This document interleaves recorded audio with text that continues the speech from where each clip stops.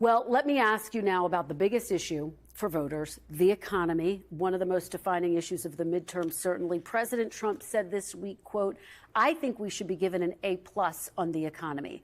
Friday's jobs report, as you know, says the U.S. lost 23,000 jobs in July. Do you think President Trump deserves an A+ on the economy, Senator?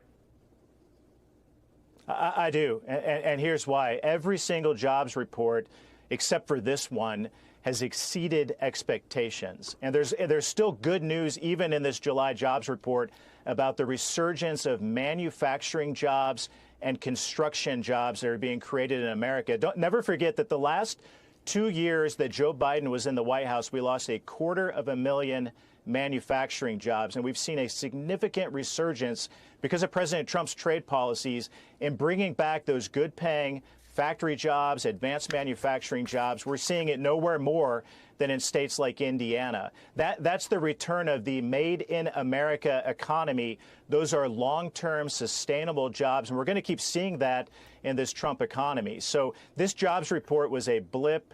It's the only one on President Trump's watch so far that lacked job growth, but baked within it, you see the increase in manufacturing jobs, especially as you look at the AI economy that we're entering into. These are these construction jobs and manufacturing jobs are the types of jobs we want to bring back to America. And yet, Senator, most polls show that President Trump is underwater on his handling of the economy, in part being dragged down by the war with Iran. And I do want to turn to Iran. I want to play something that you said about President Trump back in June of 2025. This was before the president had taken any military action in Iran. Take a look. President Trump is the greatest peacemaker of my lifetime. He is the only president not to get our country into a new war in the last 4 decades. Senator, do you still see President Trump, now we're nearly 5 months into the war with Iran, as the greatest peacemaker?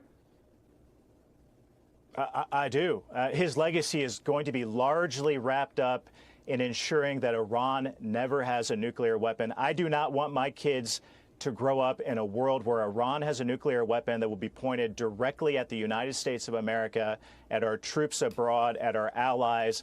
And President Trump is the first president in 47 years who's had the guts to stand up to the regime there and tell them that they're not going to get away with it. There's been lots of good news of what's happened. The greatest military in the world, as an Afghanistan veteran myself, watching what our military has accomplished, wiping out 85% of Iran's ballistic missiles, Iran's defense industrial base, and making sure that they can never achieve their ultimate goal to have that nuclear weapon. That's all good news. And President Trump's use of the naval blockade, he's crippled Iran's economy.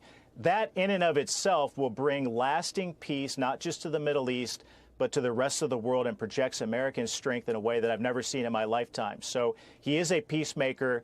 This is a key part of ensuring peace for the ages, and President Trump deserves a lot of credit for it. All right.